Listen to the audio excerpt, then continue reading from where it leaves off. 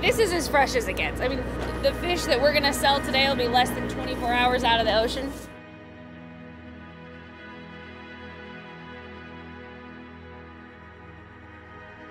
We love halibut season. It is the most exciting time of year because it is a derby fishery and there's not very many derby fisheries left. We get 3 days to fish. We used to get 10 hours.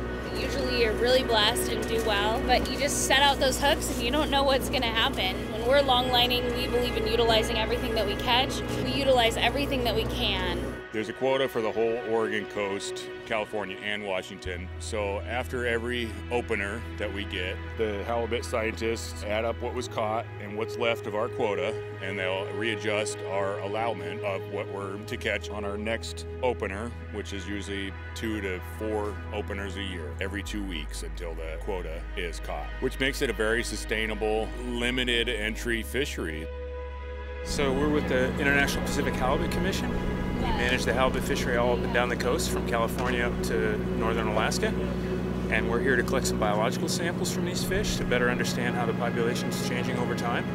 So we collect a weight, a length, and a fin clip for genetic analysis, as well as an otolith out of the ear bone of the fish. And that has rings like a tree ring. And so we can count those rings later and tell how old the fish is. We use that information to track the population and estimate how big it is, and that's what they use to set catch limits in upcoming years. Cody was 18 years old and decided to buy the Chelsea Rose, and it had become really dilapidated, and he had a real vision for it. He had been selling fish off the docks with his parents. His mom was a filleter and his dad was a fisherman. It's always been a family thing. That's how I grew up. She works day and night with me. Actually talking to customers about the fish and where it came from and how it was caught, that gave me a real passion for what we were doing.